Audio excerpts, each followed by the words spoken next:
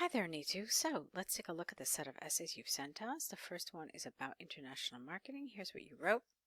Over the past few decades, society at large have witnessed tremendous growth, and revolutionary changes have been the cornerstone of this multifaceted progress.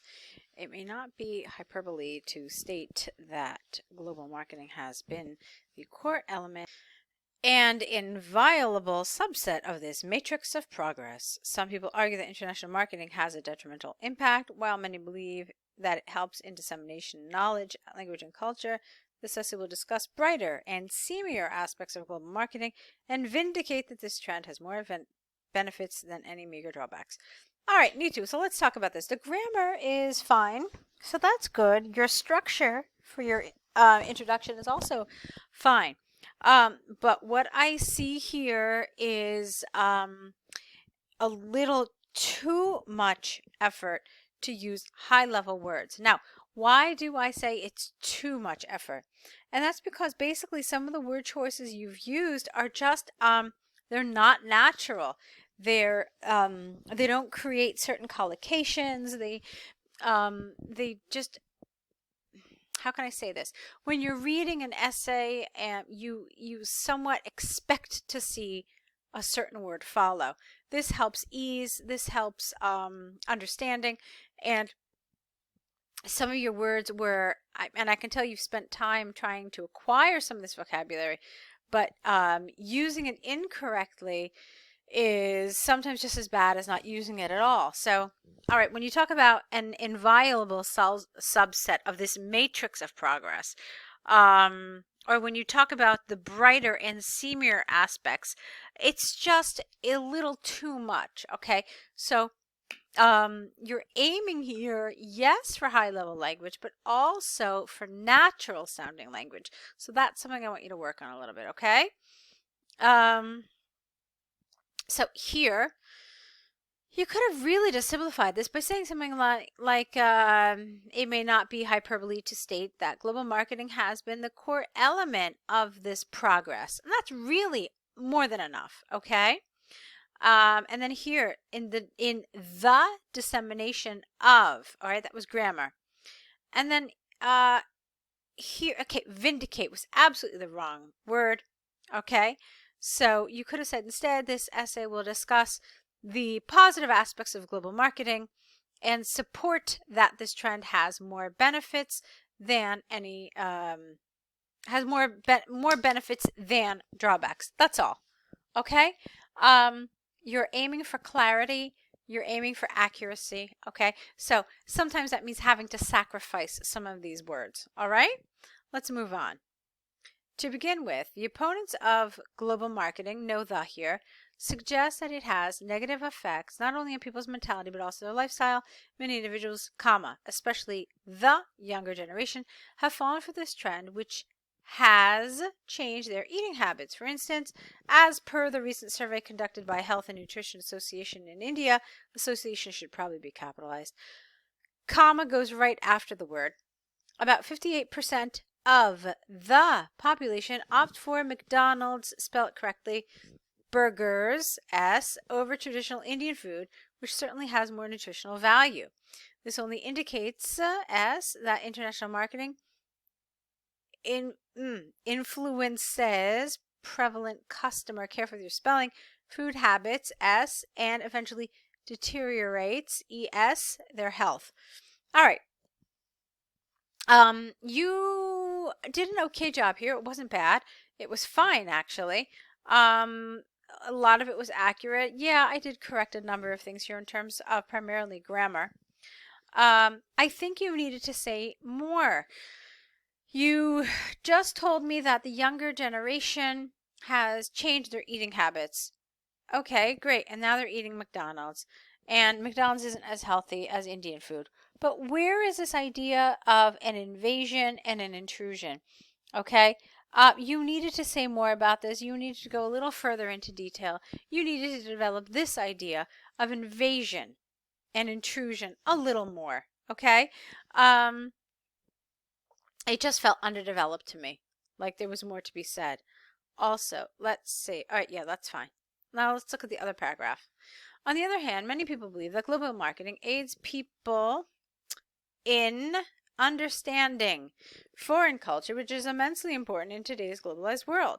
For example, in Japan, an employee would choose to wear a business suit, which is far more presentative, I don't know what that's supposed to mean, as well as comfortable, as compared to their traditional dress, kimonos.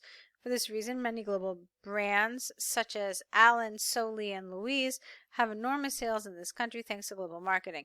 All right, so check it out. Again, I feel like it's underdeveloped. Again, I feel even more so that you haven't really talked about the topic. Here, you're supposed to talk about the positives of marketing, right? But you're supposed to talk about specific aspects of the positives of marketing. Is international marketing changing ideas? Is it exchanging culture, exchanging language? I didn't really get any of that. I felt like you were really just talking about how the world is becoming westernized. Okay, and you gave us one example in one paragraph about the food, and you gave another example in the second paragraph about clothing. But this just isn't enough, Nitu. You're going to have to address the topic more closely, okay? Ideas, language, culture, and economic form of education. So what do we mean by that? How can the marketing of a product or a service be an economical way of learning about a country and its culture? Okay, so these are the things you have to think about and you have to interpret when you are answering a question like this. How can we learn language and culture from this marketing? And who can learn language and culture and ideas from this marketing? All right, so these were the things that you were supposed to be talking about. I felt like you were really answering an entirely different topic here.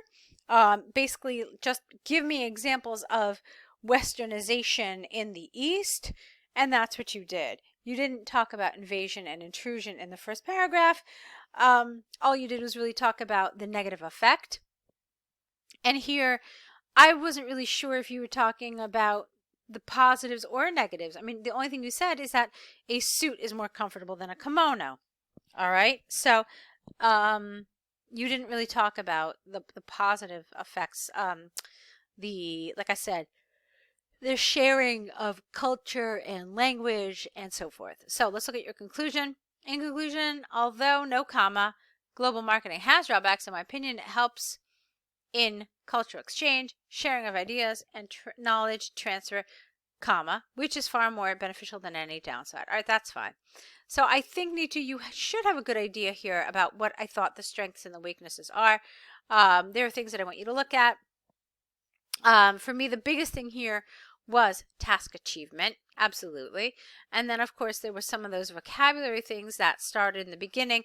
There was far less of it as the essay progressed, but in the beginning, there was definitely a ton of these word inappropriacies.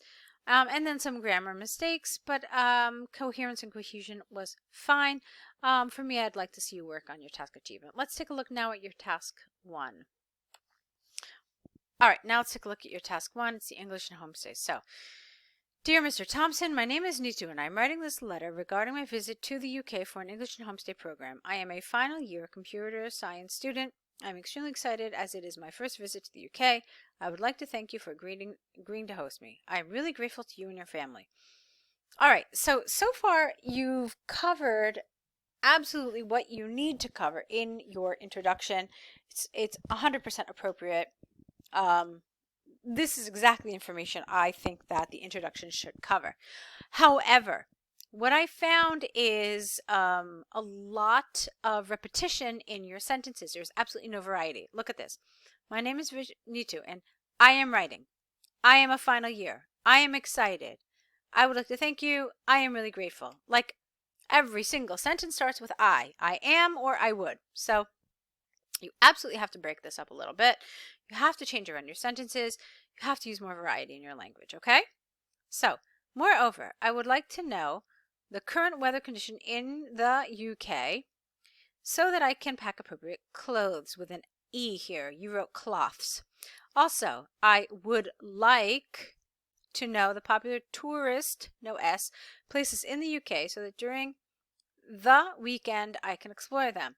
All right. Now, rather than saying I would like and I would like, you definitely don't want to use I want because it's too informal, but you could have used something else. You could have used some sort of indirect language here.